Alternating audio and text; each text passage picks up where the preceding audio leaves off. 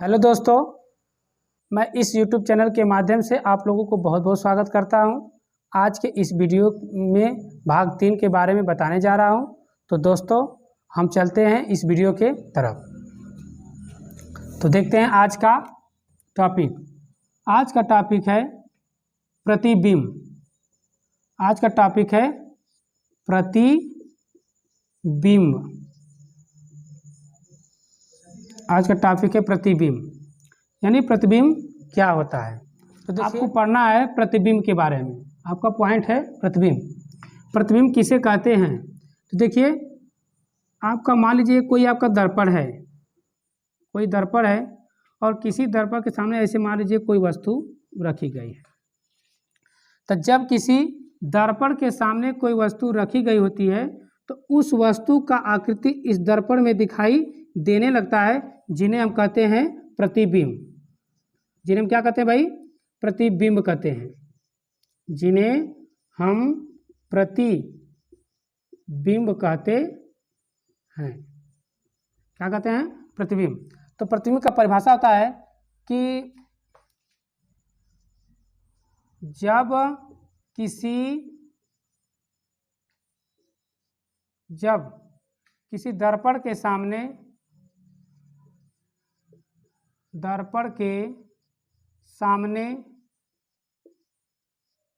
कोई वस्तु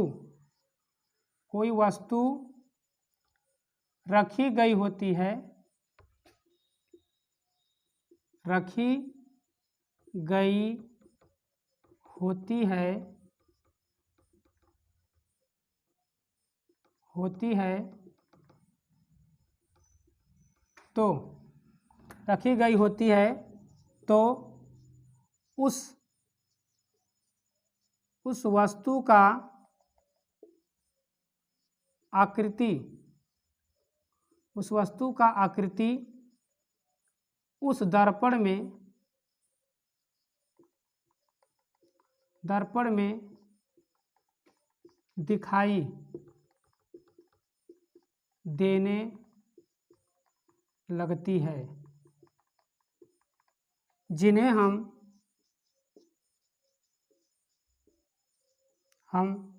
प्रतिबिंब कहते हैं। प्रतिबिंब कहते हैं। जब किसी दर्पण के सामने कोई वस्तु रखी गई होती है, जब किसी दर्पण के सामने कोई वस्तु रखी गई होती है तब उस वस्तु का आकृति उस दर्पण में दिखाई देने लगती है, जिन्हें हम प्रतिबिंब कहते हैं। जब किसी दर्पण के सामने कोई वस्तु रखी गई होती है तब उस वस्तु का आकृति उस दर्पण में दिखाई देने लगती है, जिन्हें हम प्रतिबिंब कहते हैं। अब प्रतिबिंब दो प्रकार के होते हैं। पहला प्रतिबिंब देखिए आप।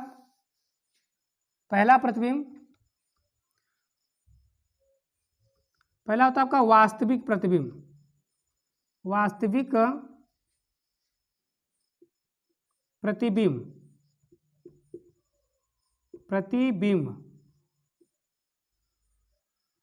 दूसरा होता है आभासी प्रतिबिंब।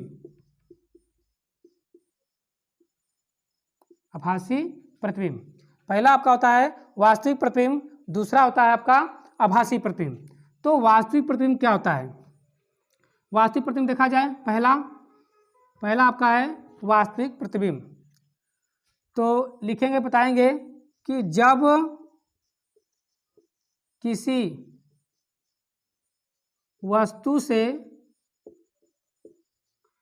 वस्तु से होकर जाने वाली प्रकाश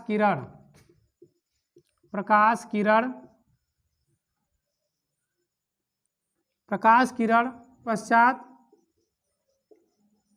परावर्तन के पश्चात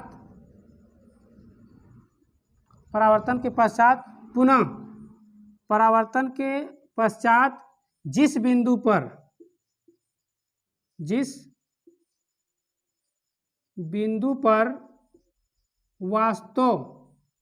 वास्तव में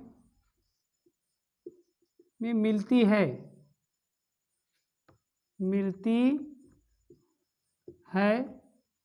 उस बिंदु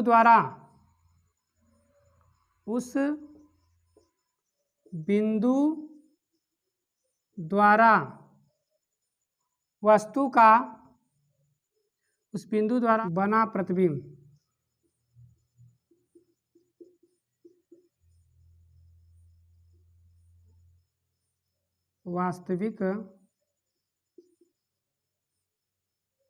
वास्तविक प्रतिबिंब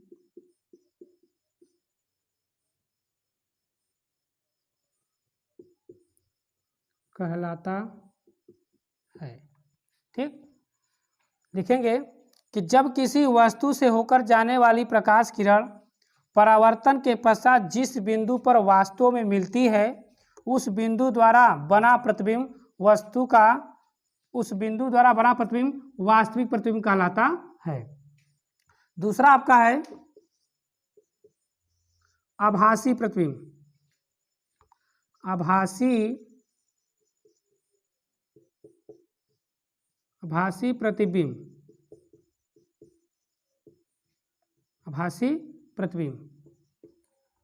जब किसी वस्तु से होकर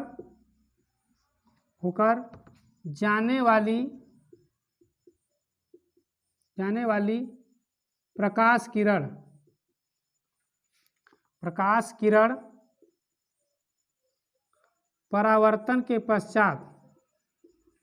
परावर्तन के पश्चात जिस बिंदु पर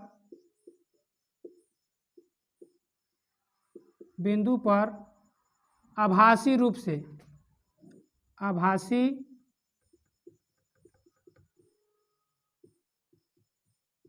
मिलती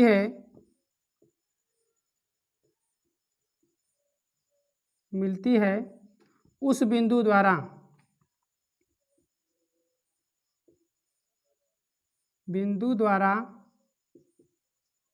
वस्तु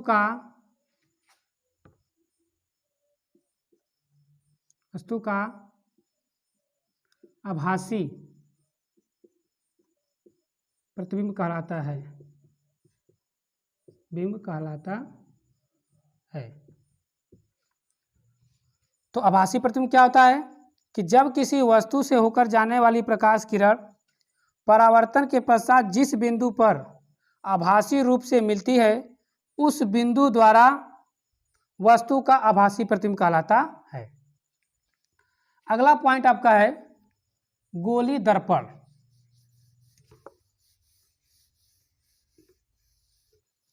अगला पॉइंट आपका क्या भाई? गोली दर्पण। गोलीय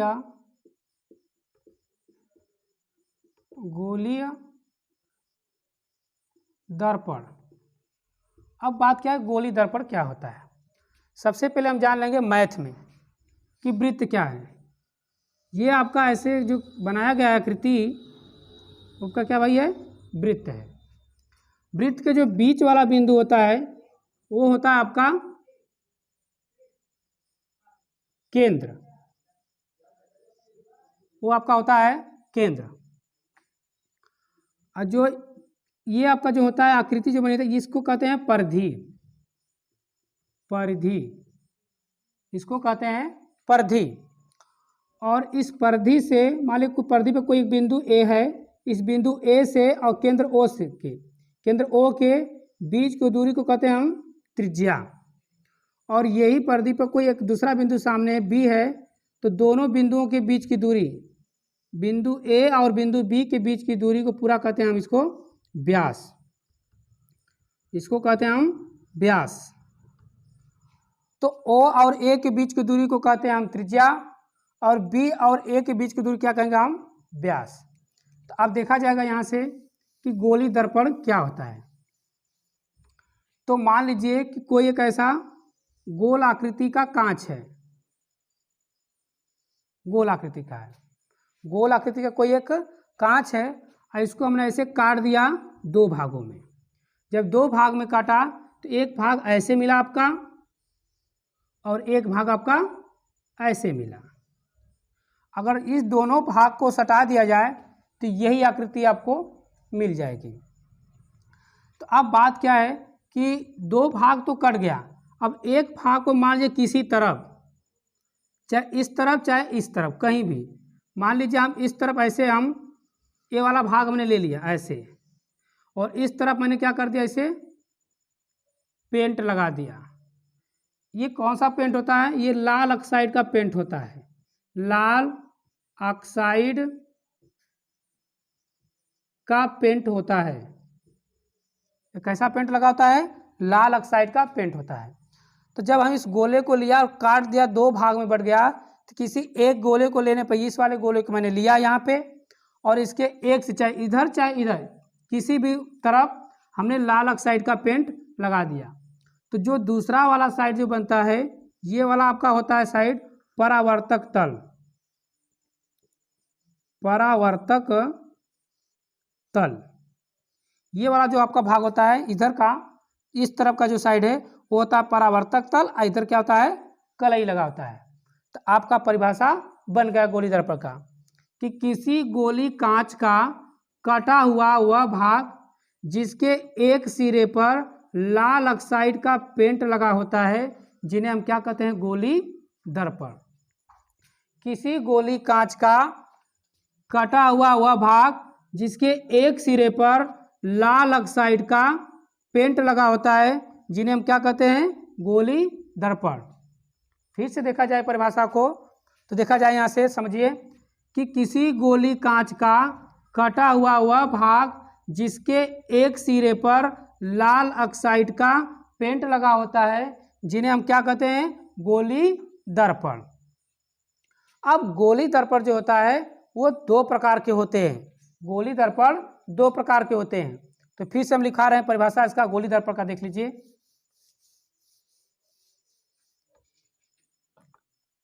किसी गोलीय कांच का कटा, किसी गोली कांच का कटा हुआ वह भाग जिसके एक सिरे पर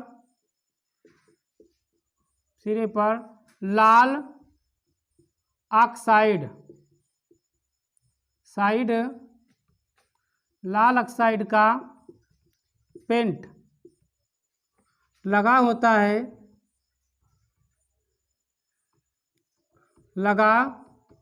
है, उसे गोलीय दर्पण कहते हैं। सिंपल तरीका से कि मान लीजिए कि आपको परिभाषा बताया था कि मान लीजिए कोई गोली है, किसी गोली कांच का कटा हुआ वह भाग जिसके एक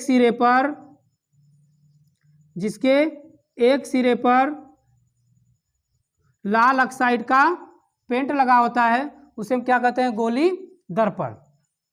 अब देखा जाएगा कि गोली दर्पण के कितने भाग होते हैं। गोली दर्पण के दो भाग होते हैं। पहला भाग होता है, दर्पण दो प्रकार के होते हैं। पहला अवतल दर्पण, दूसरा होता है आपका उत्तल दर्पण।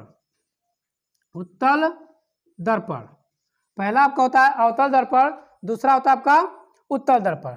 अब ये देखेंगे कि अवतल दर्पण किसे कहते हैं। तो अवतल दर्पण पर देखेंगे हम,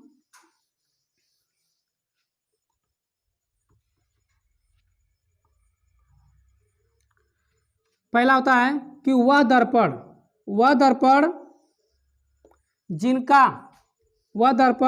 जिनका परावर्तक तल, ये होता है परावर्तक, ऐसे कलई में कर दिया, एक दर्पण है। अब कौन सा दर्पण है हमको पता नहीं है, लेकिन बताएंगे ये आपका क्या है, परावर्तक तल, परावर्तक तल। मतलब ये चिकना वाला तल है जिसे से दिखाई देता है, इधर पेंट किया होता है। तो कहेंगे वह दर्पण जिसका परावर्तक तल धंसा हुआ होता है। देखिए ये धंसा हुआ ऐसे का है ना, ऐसे है। तो कहेंगे वह दर्पण जिनका परावर्तक तल धंसा हुआ होता है उसे हम क्या कहते हैं, अवतल दर्पण। वह दर्पण जिनका परावर्तक तल धंसा हुआ होता है उसे कहते हैं हम अवतल दर्पण। और उत्तल दर्पण का परिभाषा क्या होता है कि वह दर्पण जिनका, ये आपका होता है अवतल दर्पण हो गया, अवतल दर्पण। और ये क्या होता है आपका उत्तल दर्पण, उत्तल दर्पण। तो कहेंगे वह दर्पण जिनका परावर्तक तल उभरा हुआ होता है उसे हम क्या कहते हैं, उत्तल दर्पण। चलिए हम पारीपरा दोनों का परिभाषा हम लिख रहे हैं। पहले लिखेंगे अवतल दर्पण के बारे में, पहला लिखेंगे अवतल दर्पण के बारे में। तो पहला आपका होगा परिभाषा कि वह दर्पण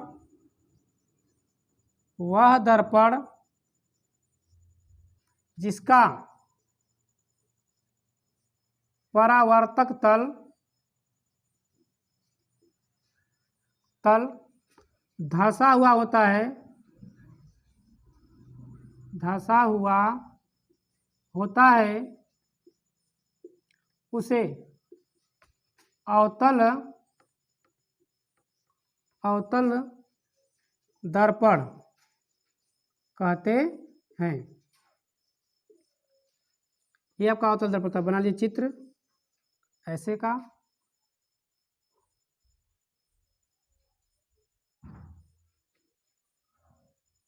ये होता है परावर्तक तल,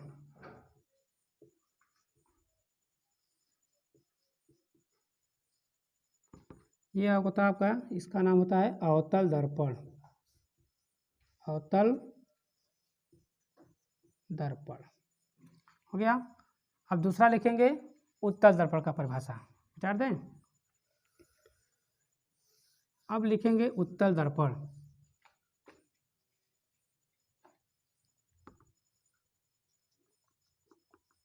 उत्तल दर्पण लिखेंगे कि वह दर्पण जिनका परावर्तक तल उभरा हुआ होता है, उभरा हुआ होता है उसे उत्तल दर्पण कहते हैं, उसे उत्तल दर्पण कहते हैं। इसका चित्र देखिए, इसका चित्र ऐसे होता है।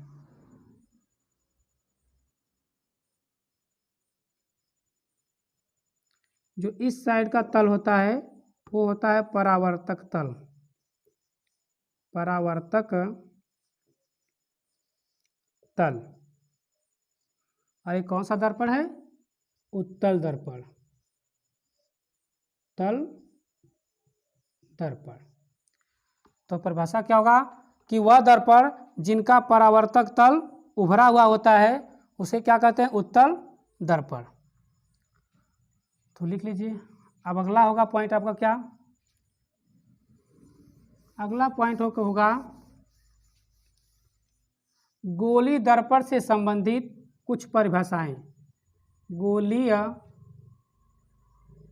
गोलीय दर्पण से संबंधित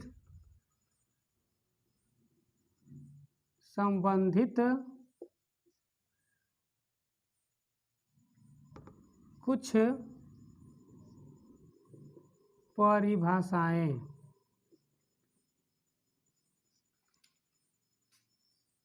तो देखा जाए, चित्र बना करके देखा जाए। पहला चित्र बना रहा हूं ऐसे का,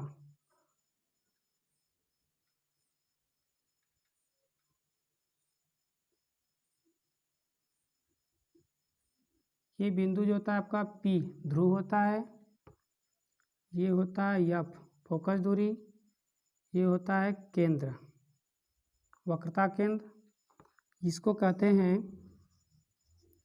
मुख्य अक्ष, इसको कहते हैं वक्रता केंद्र, वक्रता केंद्र, इसको कहते हैं वक्रता केंद्र। और ये होता है आपका मुख्य फोकस, मुख्य फोकस, ये आपका होता है क्या भाई, मुख्य फोकस। और ये होता है वक्रता केंद्र। जो ध्रुव होता है ये होता है आपका ध्रुव, ये आपका ध्रुव होता है। तो इस ध्रुव और इस वक्रता केंद्र के बीच को दूरी जो होती है उसे व्यक्त करते हैं हम किससे भाई, त्रिज्या से, वक्रता त्रिज्या, वक्रता त्रिज्या। और ध्रुव और इसके बीच की दूरी को हम व्यक्त करते हैं फोकस, फोकस दूरी।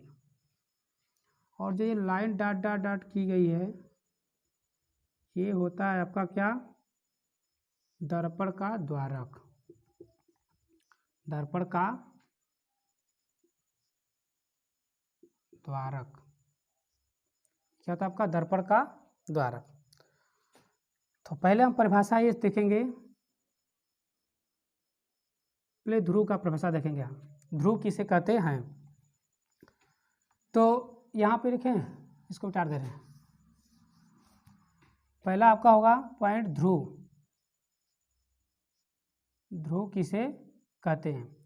तो किसी गोली दर्पण का मध्य बिंदु, किसी गोली दर्पण का मध्य बिंदु क्या कहलाता है, ध्रुव कहलाता है, जिन्हें हम P से प्रदर्शित करते हैं। किसी गोली दर्पण का मध्य बिंदु क्या कहलाता है, ध्रुव कहलाता है। किसी गोली दर्पण का मध्य बिंदु, गोली दर्पण का मध्य बिंदु, मध्य बिंदु उस दर्पण का ध्रुव, ध्रुव कहलाता है, ध्रुव कहलाता है। तो देख लीजिए परिभाषा, ये आपका गोली दर्पण है और इसका ये मध्य बिंदु P है। तो इसी का मध्य बिंदु P है। तो यहाँ से देखेंगे परिभाषा हम कि किसी गोली दर्पण का मध्य बिंदु उस दर्पण का ध्रुव कहलाता है, जिन्हें हम P से दिखाते हैं, जिन्हें हम P से दिखाते हैं। और दूसरा आपका पढ़ागा, आपका परिभाषा होगा वक्रता केंद्र के बारे में। वक्रता केंद्र क्या होता है, तो बेचारे इसको हम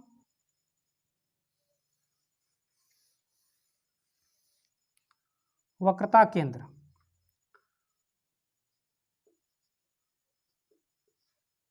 वक्रता केंद्र, वक्रता केंद्र किसे कहते हैं। अब क्या होगा, देखिए मान लीजिए कोई आपका गोला था, इसको मैंने काटा था और काट दिया था, तो यहाँ पे कोई एक व्यास था, इनके बीच का बिंदु था, वो केंद्र कहा जाता था। तो इसी तरह परिभाषा आपका होगा कि किसी गोली दर्पण का कटा हुआ भाग जिनके व्यास का मध्य बिंदु वक्रता केंद्र कहलाता है। किसी गोली दर्पण का कटा हुआ वह भाग जिनके व्यास का मध्य बिंदु क्या कहलाता है, वक्रता केंद्र कहलाता है। तो परिभाषा इसका होगा आपका कि किसी गोली दर्पण का कटा हुआ वह भाग वह भाग किसी गोली दर्पण का कटा हुआ वह भाग जिनके व्यास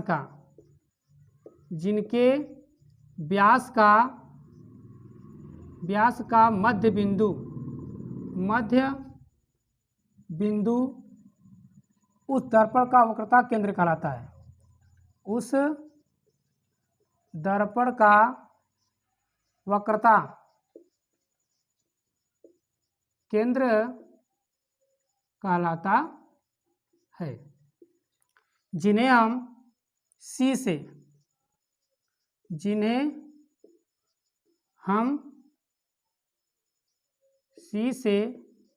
प्रदर्शित करते हैं या दिखाते हैं।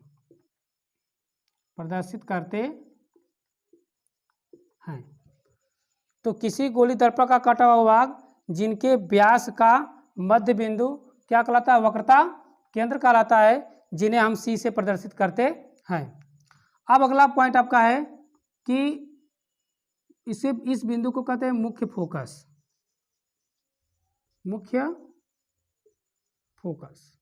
अब अगला पॉइंट आपका कि मुख्य फोकस किसे कहते हैं, इसको मिटा दें हम।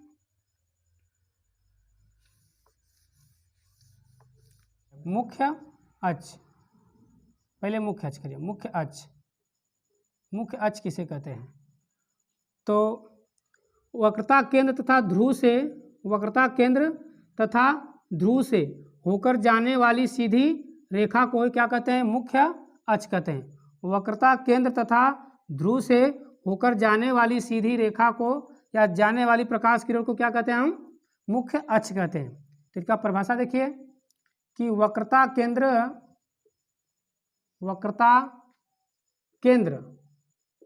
तथा ध्रुव से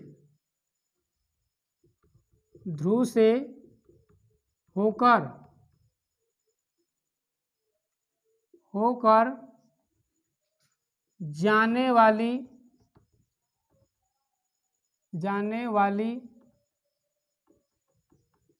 किरण को, जाने वाली प्रकाश किरण को लिखिए आप, जाने वाली प्रकाश किरण को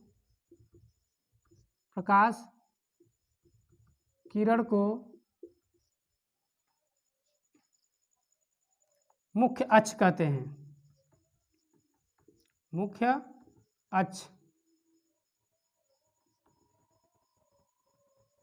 अक्ष कहते हैं। ठीक है, तो वक्रता केंद्र तथा ध्रुव से होकर जाने वाली सीधी रेखा को क्या कहते हैं? हम मुख्य अक्ष कहते हैं। अब जानेंगे हम मुख्य फोकस किसे कहते हैं।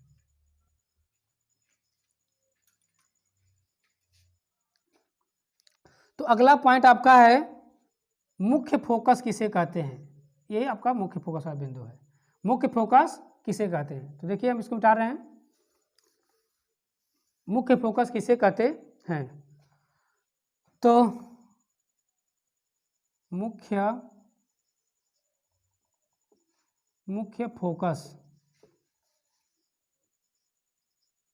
मुख्य फोकस आपका हेडिंग है।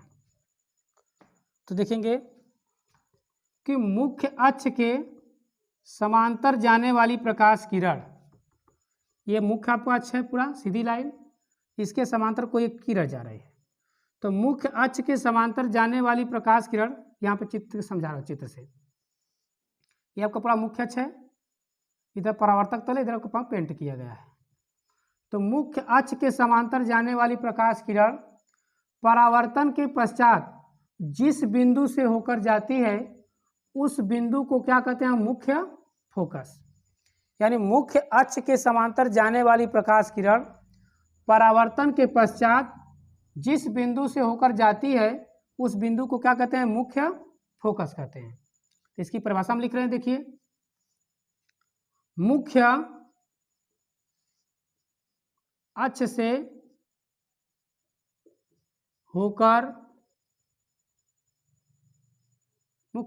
होकर जाने जाने वाली प्रकाश किरण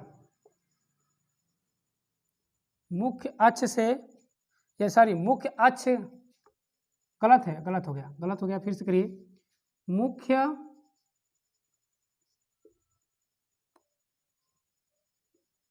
अक्ष के समांतर होकर जाने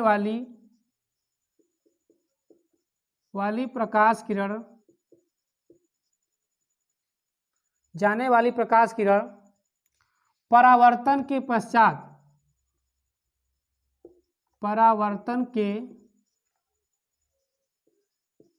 पश्चात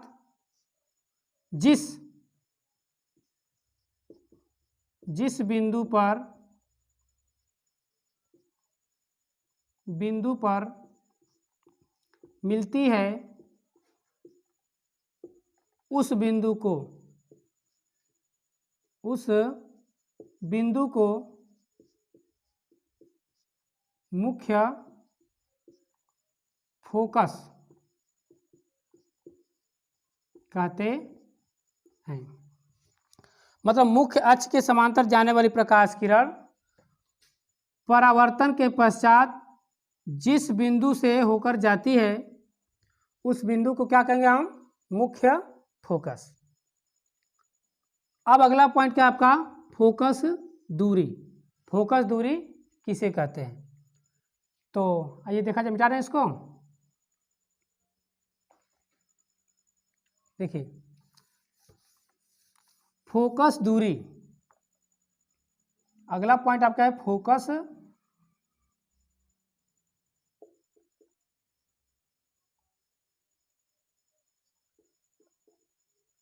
दूरी। फोकस दूरी किसे कहते हैं? तो देखिए,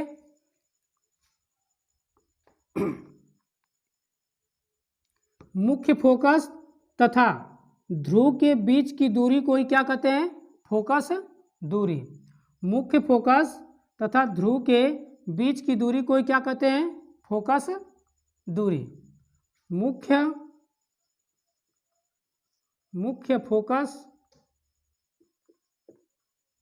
मुख्य फोकस तथा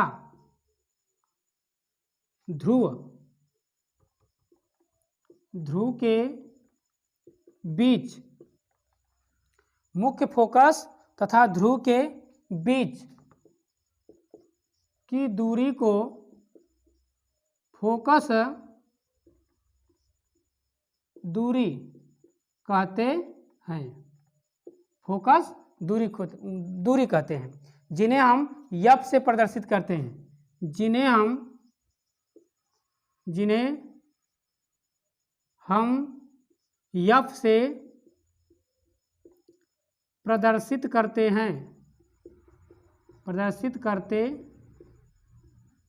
हैं। ठीक, यानी मुख्य फोकस तथा ध्रुव के बीच की दूरी को क्या कहते हैं? फोकस दूरी कहते हैं, जिन्हें हम एफ से प्रदर्शित करते हैं। अब अगला पॉइंट आपका क्या है? दर्पण का द्वारक। ये आपका देखिए, आपका ऐसे चित्र बना है। ये होता है आपका M1, ये होता है आपका M2, जो ऐसे डॉट डॉट करके लाइन आई है, ऐसे सीधे, जो ऐसे सीधे लाइन आई है आपका, ऐसे है। ठीक है, ये आपका जो सीधे लाइन है, ये होता है आपका M1, ये होता है आपका M2। ठीक, तो देखिए इसका परिभाषा हम कैसे देखेंगे? हम मान लीजिए कोई गोला था, इसको विचार दें हम। अगला आपका है दर्पण का द्वारक। दर्पण का द्वारक, अगला पॉइंट आपका है दर्पण का द्वारक। मतलब दर्पण का द्वारक किसे कहते हैं? तो मान लीजिए कोई एक ऐसा गोला था, इसको हम ऐसे काट दिया, तो ये आपका व्यास हुआ। अगर इसको भी ऐसे करेंगे तो ये भी तो आपका व्यास हुआ। तो हम परिभाषा बन गया, देखिए, किसी गोली दर्पण का कटा हुआ वह भाग जिनका व्यास M1 M2, जिनका व्यास M1 M2 उस दर्पण का द्वारक कहलाता है। तो देखिए परिभाषा लिख रहे हैं, किसी गोलीय दर्पण का कटा हुआ वह भाग जिनके व्यास जिनका व्यास m1 m2 देखिए यहाँ पे m1 है, यहाँ पे क्या पूरा m2 है, सीधे लाइन जो है, सी लाइन m1 m2 दर्पण का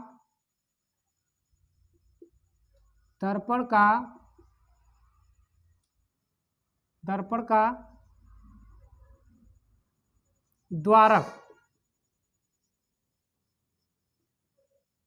कहलाता है। तो आपका परिभाषा बन गया कि किसी गोली दर्पण का कटा हुआ वह भाग जिनका व्यास दर्पण का क्या भाई द्वारक कहलाता है। किसी गोली दर्पण का कटा हुआ वह भाग जिनका व्यास दर्पण का द्वारक कहलाता है, जिन्हें हम m1 m2 से प्रदर्शित करते हैं। अब अगला पॉइंट आपको पढ़ना है रेखीय आवर्धन। रेखीय आवर्धन किसे कहते हैं, विचार दे रहा हूं।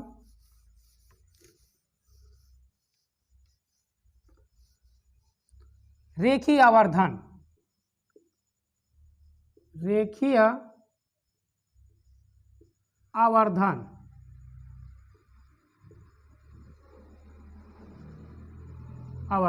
रेखीय आवर्धन किसे कहते हैं।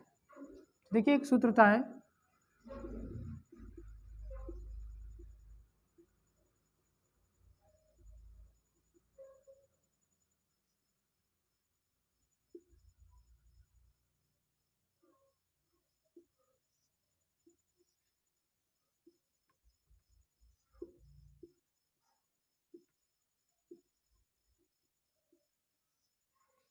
ये सूत्र होता है रेखीय आवर्धन बराबर सूत्र होता है प्रतिबिंब की लंबाई बटा में वस्तु की लंबाई। तो इसका परिभाषा यही से बन गया कि प्रतिबिंब की लंबाई तथा वस्तु की लंबाई के अनुपात को रेखीय आवर्धन कहते हैं। रेखीय आवर्धन किसे कहते हैं, प्रतिबिंब की लंबाई तथा वस्तु की लंबाई के अनुपात को, अनुपात होता है जैसे कि आपका बटा है, इस बटा को ही अनुपात कहा जा रहा है, अनुपात, इस बटा को अनुपात कहा जा रहा है, ठीक है। तो किस प्रतिबिंब की लंबाई तथा वस्तु की लंबाई के अनुपात को रेखीय आवर्धन करते हैं, जिन्हें हम y2, जिन्हें हम क्या कहते हैं, प्रतिबिंब की लंबाई को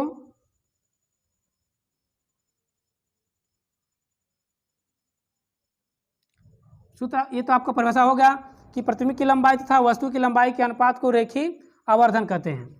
इसे हम y2 बटा y1 से प्रदर्शित करते हैं, y2 बटा y1 से प्रदर्शित करते हैं, इसे y2 बटा y1 से प्रदर्शित करते हैं। यानी रेखीय आवर्धन का जो सूत्र होता है वो होता है m बराबर, लिख सकते हैं y2 बटा के y1 बराबर माइनस v बटा के u। ये आपका सूत्र होता है, रेखीय आवर्धन का सूत्र होता है m बराबर y2 बटा y1 बराबर माइनस v बटा के u। तो हम इसको जहां y2 क्या है, देखिए जहां y2 बराबर प्रतिबिंब की लंबाई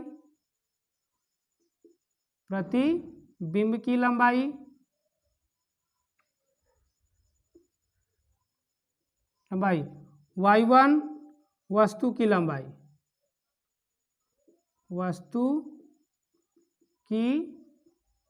लंबाई और ये जो होता है v है वो वस्तु की प्रतिबिंब की दूरी है, प्रतिबिंब की दूरी, और u जो होता है वस्तु की दूरी,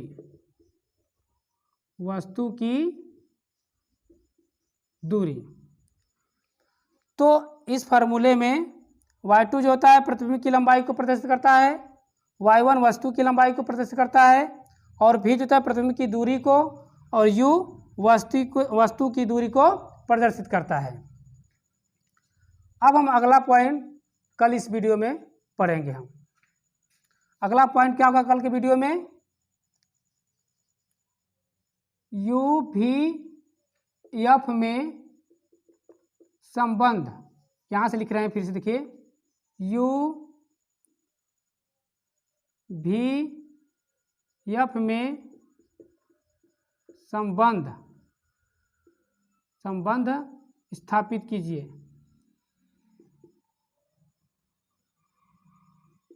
स्थापित